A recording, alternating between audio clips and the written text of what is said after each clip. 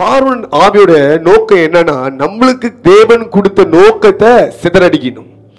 The spirit of Pharaoh, it comes to distract our real purpose. நம்ம எல்லாம் இந்த பூமியில பிறக்கும் பொழுது ஒரு நோக்கத்தோட பிறந்திருக்கும். நீங்களே என்ன நினைக்கிறீங்கன்னா, நான் கல்யாணம் கட்டினேன், எனக்கு ஒரு பிள்ளை பிறக்கும், என் பிள்ளைக்கும் என் மனைவிக்கும் இல்லை என் கணவனுக்கும் நான் வேலை செய்ய போறேன், உழைக்க போறேன், அப்புறம் ஒரு வீடு வாங்கணும், நான் கடைசி அப்புறம் பேர பிள்ளை பேத்தி இப்படி எடுத்து பார்க்க போறேன். இது நோக்கம் இல்லை, இது நோக்கம் இல்லை. நீ பூமியில பிறந்ததுக்கு ஒரு நோக்கம் இருக்குது. There is a purpose. அது ரொம்ப சிம்பிள். தேவனுடைய ராஜ்யத்தை கட்டுறதுக்கு தான் கர்த்தர் உன்னை தெரிந்து கொண்டிருக்கிறார். The anointing is not for you to live your life. அந்த தேவன் கொடுத்த அபிஷேகமோ அழைப்போ நீ உன் வாழ்க்கையை வாழ்ந்து சந்தோஷமா தூங்குறதுக்கு அப்படின்னு கிடையாது. கர்த்தருக்காக வாழணும், அவர் ராஜ்யத்தை கட்டணும். நீங்க கர்த்தரோட ராஜ்யத்தை கட்டுறதுல நீங்க குறிக்கோள் வச்சு உங்க வாழ்க்கை தானா அது கட்டும். நீங்க திரும்பி பார்ப்பீங்க, ஒரு பெரிய கோபம் உங்களுக்கு இருக்கும். இதுதான் secret. Ever since I'm young, this is what I learned. When you focus on me, I will focus on you. தேவனும் அவர் ராஜ்யத்தையும் அவர் நீதியும் தேடுங்க, அப்பொழுது சகலமும் உங்களுக்கு கொடுக்கப்படும். இதான் அதோட அர்த்தம். குறையில்லாமல் கொடுப்பார் ஆண்டவர். பட் நம்ம நோக்கம் நீங்க எங்க இருக்குது? பார்வோன் ஆவியை என்ன பண்ணி வச்சிருக்குது? நீங்க அந்த ஆவியை நம்மளை எப்படி மாத்தி வச்சிருக்குது? இப்ப ஒரு காலத்துல ஒரு ஆத்மா ஆண்டுக்குள் கொண்டு வரணும், இப்போது ஒரு ஆத்மா கத்துக்குள்ள சேர்த்தே ஆகணும். எங்க கூட்டம் இருக்கு அங்க கூட்டம் இருக்கு கொண்டு போய் சேர்ப்பீங்க. இன்னைக்கு நீங்க எப்படி வந்திருக்கீங்க சர்ச்சுக்கு?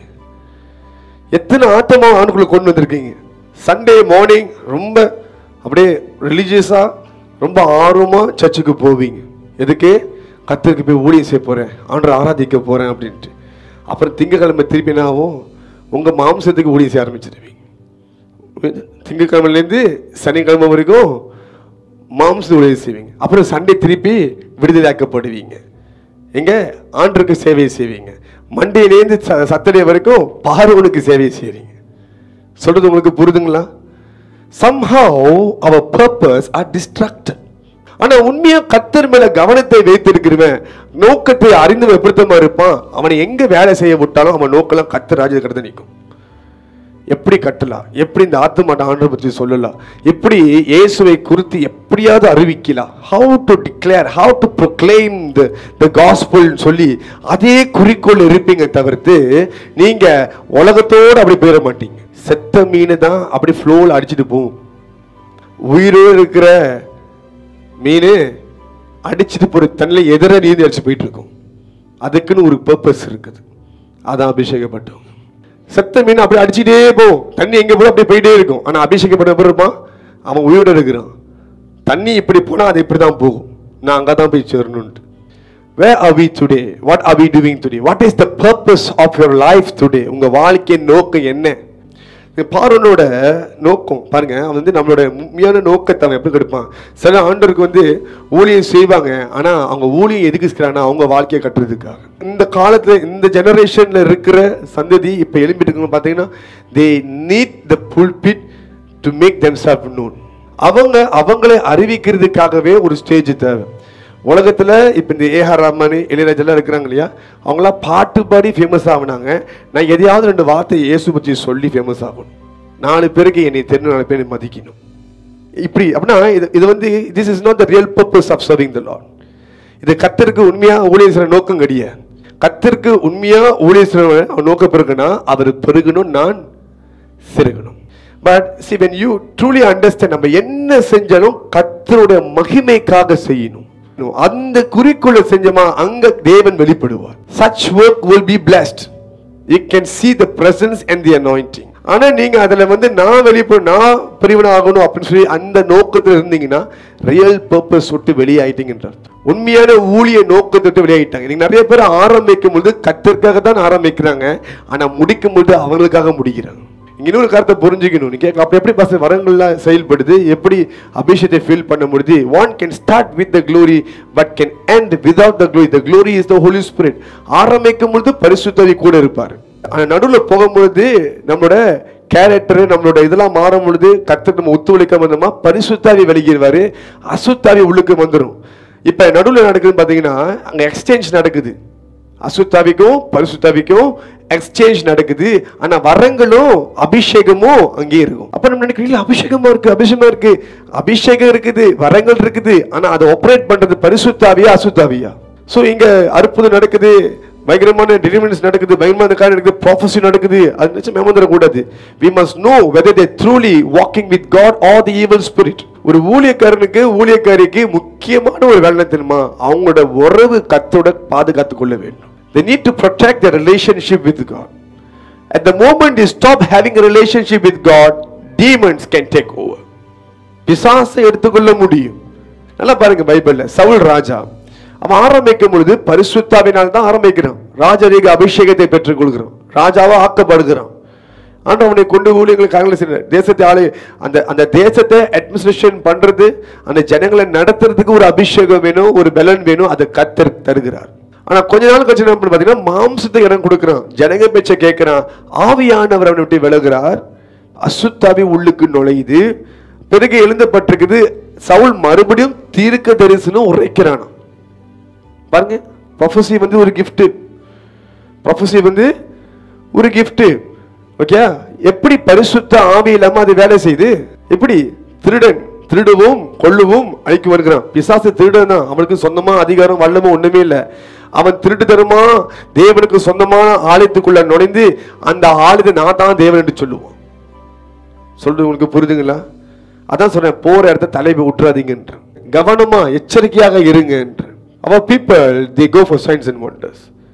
அற்புத அடையாளத்தை பார்க்கணும், அபிஷேகத்தை வல்லமை ஆளை பார்க்கணும், இதை பார்க்கணும், அதுல கிடையாது. நான் சொல்றேன், they walk with God will surely bear the fruit of the Holy Spirit. ஆவியின் கனியை தரும். நீங்க ஆண்டவரோட இணைந்து ஆவியின் கனியை வெளியே காமிக்கும். அப்ப நிறைய பேர் ஆரம்பிக்கும் பொழுது இப்படிதான் ஆரம்பிப்பாங்க கர்த்தர். ஆனா பார்வோன் ஆவி உள்ளுக்கு வரும் பொழுது உங்களோட நோக்கத்தை மாத்திரும். இப்ப நீங்க என்ன பண்ணுவீங்கன்னா, இது செஞ்சதான் நம்ம வைத்து பொழப்ப பார்க்க முடியும், 4 பாட்டு எழுதணும், 5 பாட்டு எழுதணும், 4 செய்தி சொல்லணும், 10 செய்தி கொடுத்தா நம்ம வைத்து பொழப்ப பார்க்க முடியும், இப்படின்னு ஆக்கி விட்டுரும். இங்கதான் பயங்கரமான ஒரு திருப்பமும் மாற்றமும் உண்டாகுது. கொஞ்சம் கூட நீங்க பார்வோனின் ஆவிக்கு இடம் கொடுக்கவே கூடாது. சில நேரத்தில் சில பெற்றோர் என்ன பண்ணுவாங்கன்னா, பிள்ளைங்களை வந்து சர்ச்சுக்கு அனுப்ப மாட்டாங்க. கேட்டா இல்ல பாஸ்டர், சும்மா சும்மா பிள்ளை சர்ச்சுக்கு போயிட்டு இருக்குது, அது நிறைய பாடம் எனக்கு படிக்கிறதுக்கு, ஹோம் ஒர்க் இருக்குது, அந்த ஸ்டடி இந்த ஸ்டடின்னு இது கேரளிங் அனுப்ப. ஏன் பொம்பளை பிள்ளையை நான் வந்து நடுறத வெளியே அனுப்ப மாட்டேன். மற்ற நேரத்தில் அது என்ன பண்ணுவோம், ஹாஸ்டல்ல தங்கி வெளியே மணிக்கணக்கா இருக்கும், அதெல்லாம் தெரியாது. நம்ம கேரளிங் கூப்பிட்டா எனக்கு இது அவ்வளோ சேஃபா தெரியல பாஸ்டர், இத்தனை மணி 2 மணி 3 மணிக்கு வர்றீங்க, ஆபத்துன்னு நினைக்கிறேன். என்னமோ பாஸ்டர் கடத்திட்டு போயிட்டு எங்கேயாவது வித்துடுற மாதிரி. ஆனால் அந்த அம்மாவுக்கு தெரியல, அந்த பிள்ளை அவங்கள வித்துருன்ட்டு. ஊழியத்துக்கு கூப்பிடுறோம், சரி சர்ச்சில் வந்து இந்த ஊழியம் அந்த காரியம் இருக்குன்னா, இல்லை இல்லை பாஸ்டர் அடிக்கடி ஊழியில் போயிருந்தா படிப்புலாம் படிக்க போயிருந்தா அவங்க டீச்சர் கால் பண்ணுறாங்க, இது பண்ணுறாங்க. இப்படி இந்த 11 வருஷமா நிறைய பேர்த்த நான் பார்த்துருக்கேன். கொஞ்ச நாள் கழிச்சு என்ன பண்ணுவாங்க தெரியுமா, பாஸ்டர் என் பையன் இப்போ சரியில்லை பாஸ்டர், தப்பான ஃப்ரெண்ட்ஸ் கூட சுற்றுறான் பாஸ்டர், என் பொண்ணு இப்போ 30 நாள் ஃபோன்லேயே கடுக்குது பாஸ்டர், இவங்கள்ட்ட அவங்கள்ட்டலாம் பேசிட்டு இருக்கு பாஸ்டர். அப்போ கூப்பிடும் பொழுது தெரியல, சொல்லும் பொழுது புரியல. ஆமாவா இல்லையா? கேட்டால் படிப்பு மேலே அவ்வளோ அக்கறையா. உன் பிள்ளை வந்து அப்படியே வீட்டை வந்து கம்பல் பண்ணும், அம்மா பாருங்கம்மா பாஸ்டர் அடிக்கடி இந்த ஊழியம் அந்த ஊழியம் கொடுக்குறாரு. அது ஏன் நம்ம அப்படி மனுஷன் தெரியுமா, வீட்டில் இருந்தால் படிக்கிறேன்னு சொல்லிட்டு பேரில் ஃபோனை பார்த்துட்டுக்கலான்னு சொல்லி நாங்கள் ஏன் நம்ம ஊழியத்துக்கு கூப்பிட்டோம், சர்ச்சுக்கு வந்ததும் மூளை சரியா இருக்கும்னு சொல்லி. டிஃப்ரென்ஸை புரிஞ்சுக்குங்க. நீங்க அம்மா அப்பாவா என்ன பண்றீங்க, அக்கறையை காமிக்கிறீங்க, பிள்ளை படிக்கணும் பாவம் டயர்டு அப்படின்னு சொல்றீங்க. ஆனா ரூம்ல அது என்ன பண்ணுது உங்களுக்கு தெரியல. நீங்க தான் உங்க பிள்ளைங்க பொய்யே சொன்னாலும் என் பிள்ளை பொய் சொல்லா, நீங்க உங்க அம்மா கிட்ட அப்பா கிட்ட நீங்க பொய் சொன்னதே இல்லை சொல்லியிருக்கீங்க. நீங்க 8 அடி பண்ண உங்க பிள்ளை தவு தப்பா தெரிஞ்ச பரவாயில்ல, உங்க பிளட்டு தானே. நான் எப்போதும் அப்படிதான் யோசிப்பேன் என் பிள்ளைங்க குறித்து. நம்மளே இந்த வேலைலாம் பண்ணியிருக்கோம், இது பண்ணாலும் பண்ணும். இப்போ எங்க அப்பா ராங்கி, நானும் ரொம்ப ராங்கி. இப்ப நான் ராங்கினா என் பிள்ளை டபுளா தான் இருக்கும், இன்னும் ரசிக்கப்படலையே. ஜஸ்ட் பிகாஸ் கிறிஸ்துவ குடும்பத்தில் பிறந்த வச்சு அது கிறிஸ்துவ பிள்ளை கிடையாது. அது வளர்ந்து ஆண்டவரை ருசிச்சு பார்த்து ஆண்டவரை தொட்டதான் ரட்சிப்பு. ஜஸ்ட் பிகாஸ் பாஸ்டரோட மகனா அது கரெக்டா இருக்குமா? முடியாது. நம்மளால சில விதிமுறை கட்டுப்பாடுலாம் கொடுத்து வளர்க்க தான் முடியும். But we can't be taking control over our soul until God touch. So இதுதான் நீங்க புரிஞ்சுக்கணும். சின்ன வயசுலேயே கர்த்தர் வந்து ஊழியத்தில் சபையில் வச்சு வளர்க்குறாருன்னா இடம் கொடுங்க. அதை விட்டு நீங்கள் நடுவில் பூந்துட்டு ஓ பாஸ்டர் என் பிள்ளையை போக விடுங்க, என் பிள்ளையை விட்டுருங்க, அது படிக்கணும் அது இதுன்னீங்கன்னா அது ஒரு வேளை படிப்பே யாராவது பிள்ளை நீங்கள் அந்த அளவுக்கு பில்டப் கொடுப்பீங்க. ஹல்லேலூயா. அட்லீஸ்ட் ஊழியக்காரன் கூட ஆகலாம், அதையும் விட மாட்டீங்க. கடைசியா மற்றதெல்லாம் முன்னாடி நல்லா போயிட்டு இருக்கும், அது பின்னாடி நிற்கும். அப்பவே இங்க பாஸ்டர் சொன்னாரு, that is too late. ஹல்லேலூயா. சொல்லும் பொழுது கேட்டிருக்கணும். நீங்க அதை அலட்சியப்படுத்துறீங்க. ஆனா பார்வோனின் ஆவி, சில பார்வோன் ஆவி உங்க மூலியமா தான் வேலை செய்யுது. நீங்க நினைக்கிறீங்க வெளியில இல்ல, நீங்க தான் பார்வோன். அம்மா அப்பா தான் சேர்ந்த பார்வனாக இருக்கிறீங்க. எதுல இருந்தா உங்க பிள்ளைங்களை வந்து காப்பாற்றணுமோ அதுல இருந்து நீங்க தப்பிக்குள்ளே கொண்டு போறீங்க. And that's why they get into trouble. If they are doing something in the house of the Lord, let them do. அவங்கள போய் ஸ்டாப் பண்ணாதீங்க. அவங்க பர்பஸ் அதுதான். அதை டிஸ்ட்ராக்ட் பண்றது தான் சாத்தான் என்ன பண்றான், உங்களை யூஸ் பண்றான், இமோஷனலா அட்டாக் பண்ணி யூஸ் பண்றான்.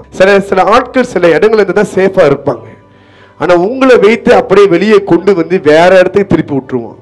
அப்ப முந்தி இருந்த பிரச்சனை இன்னும் அதிகரிக்க ஆரம்பிக்கும். என்ன காரணம்? நீங்க பார்வன் ஆவினால செயல்பட்டபடினால். ஸோ இங்கே தான் நீங்கள் ரொம்ப கவனமாக இருக்கணும்.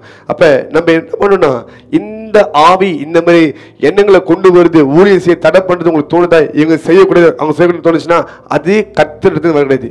If you feel that these people must not serve the Lord, that people must not serve the Lord அப்படின்னா அது வந்து பார்வனின் ஆவி, இஸ் ஸ்பிரிட் ஆஃப் டிஸ்ட்ராக்ஷன். அது வந்து டிஸ்ட்ராக்ட் பண்ணுது, உங்களோட உண்மையான நோக்கத்தை தடை பண்ணுகிற ஒரு ஆவி. சில நேரத்தில் உங்களை அறியாமலே நீங்க சாத்தானுக்கு ஒரு ஏஜென்டா இருப்பீங்க. உலகத்தை நம்ம வாழும்போது எத்தனை காரியத்தை நம்மளுக்கு முக்கியத்துவம் இருக்கோ அதோட அதிக முக்கியத்துவம் நீங்க கொடுத்தாலும் தேவ ராஜ்யத்துக்கு கொடுத்து ஆகணும். ஹல்லேலூயா.